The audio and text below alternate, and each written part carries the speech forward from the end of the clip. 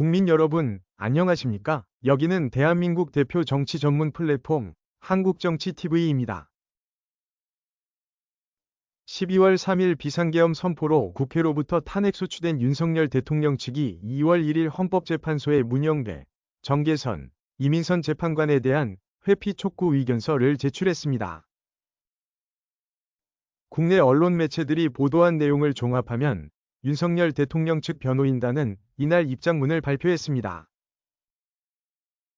그리고 윤석열 대통령에 대한 탄핵 심판을 심리하는 헌법재판소의 공정성에 대한 시비가 갈수록 커지고 있다고 밝혔습니다. 이어서 일부 헌법재판관들의 이념적 편향성이 속속 드러나면서 헌법재판의 공정성과 중립성에 대한 우려와 지적이 헌법재판의 존립마저 위태롭게 하고 있다고 주장했습니다. 그 근거에 대해 윤석열 대통령 측은 문영배 헌재소장 권한대행이 과거 더불어민주당 이재명 대표와 소셜네트워크 서비스를 통해 교류했다고 지적했습니다.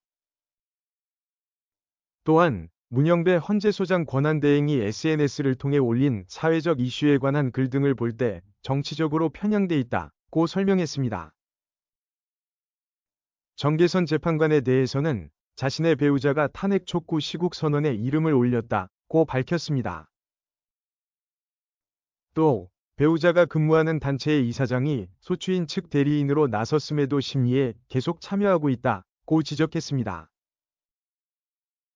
그러면서 정계선 재판관의 판단에 배우자의 의견이 영향을 미치는 차원을 넘어 엄격하게 비밀이 유지되어야 할 탄핵 심판 관련 자료들이 배우자를 통해 소추인 측에 전달되지 않는다고 누가 장담할 수 있겠나 라고 지적했습니다. 이미선 재판관에 대해서는 친동생이 윤석열 퇴진특별위원회 부위원장으로 활동하고 있다고 밝혔습니다.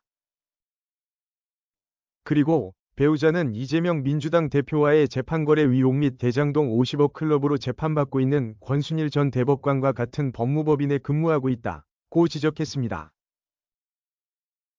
그러면서 이미선 재판관은 명절에 친동생을 만나 무슨 정담을 나누었을 것인가, 배우자의 이해관계가 이미선 재판관의 판단에 영향을 미치지 않을 것이라고 확언할 수 있겠는가 라고 물었습니다. 이어서 윤석열 대통령 측은 대통령 탄핵 심리가 조선시대 원님 재판보다 못하지는 말아야 한다고 강조했습니다.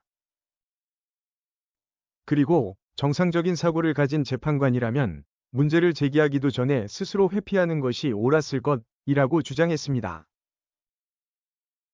그렇지만 법조계에서는 이들 3명이 헌재 재판관들이 스스로 탄핵 심판을 회피할 가능성은 크지 않을 것으로 보인다는 의견이 우세하다고 합니다.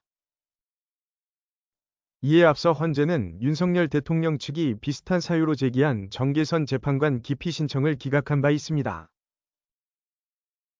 당시 헌재는 단순히 주관적 의혹만으로는 부족하고 합리적이라고 인정될 만큼 객관적인 사정이 있어야 한다고 말했습니다.